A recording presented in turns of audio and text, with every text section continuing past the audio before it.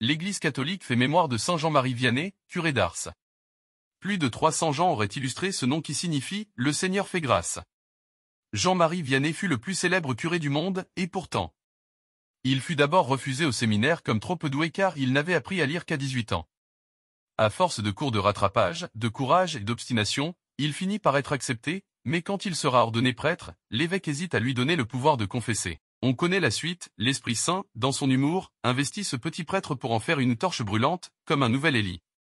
D'abord vicaire à Écully, Jean-Marie est nommé curé d'Ars, très modeste village de 250 habitants, à 30 km de Lyon. S'il n'est pas brillant par l'éloquence en chair, c'est au confessionnal qu'il est brûlant. À partir de 1830, 100 000 pèlerins pénitents afflueront chaque année. Le curé d'Ars prie, accueille, écoute et discerne les cheminements de l'esprit. Il dort peu, adore longuement le Saint-Sacrement et passe chaque jour une quinzaine d'heures à entendre les confessions. Rudement pénitent lui-même, il se donne la discipline, se repose en couchant à la dure, du moins quand le laisse tranquille le démon qu'il appelle le grappin, l'adversaire de l'œuvre du Christ dans les cœurs. Prisonnier de la miséricorde de Dieu, pour les foules affamées et sans berger, il demeurera à son poste de veilleur pendant plus de 35 ans. Saint Jean-Marie Vianney, consumé par le feu de l'amour qu'il n'a cessé de communiquer, rejoint son Seigneur le 4 août 1859. Depuis, son village d'Ars est demeuré plus qu'un pèlerinage, un phare de lumière, un défi aux ténèbres. Saint Jean-Marie de Vianney, priez pour nous. Évangile. Celui qui vient à moi n'aura jamais faim, celui qui croit en moi n'aura jamais soif, Alléluia. Alléluia. L'homme ne vit pas seulement de pain, mais de toute parole qui sort de la bouche de Dieu. Alléluia.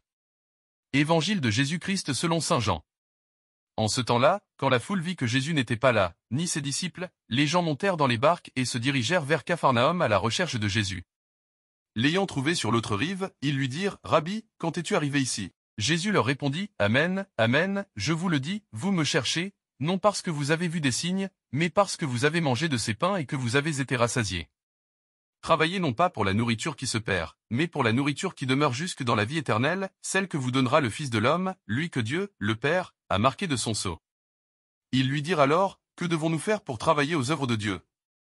Jésus leur répondit, « L'œuvre de Dieu, c'est que vous croyez en celui qui l'a envoyé. » Ils lui dirent alors, « Quel signe vas-tu accomplir pour que nous puissions le voir, et te croire? Quelle œuvre vas-tu faire? » Au désert, nos pères ont mangé la manne, comme dit l'Écriture, il leur a donné à manger le pain venu du ciel. Jésus leur répondit, « Amen, Amen, je vous le dis, ce n'est pas Moïse qui vous a donné le pain venu du ciel, c'est mon Père qui vous donne le vrai pain venu du ciel. Car le pain de Dieu, c'est celui qui descend du ciel et qui donne la vie au monde. » Ils lui dirent alors, « Seigneur, donne-nous toujours de ce pain-là. » Jésus leur répondit, « Moi, je suis le pain de la vie. Celui qui vient à moi n'aura jamais faim, celui qui croit en moi n'aura jamais soif. » Acclamons la parole de Dieu. Louange à toi Seigneur Jésus.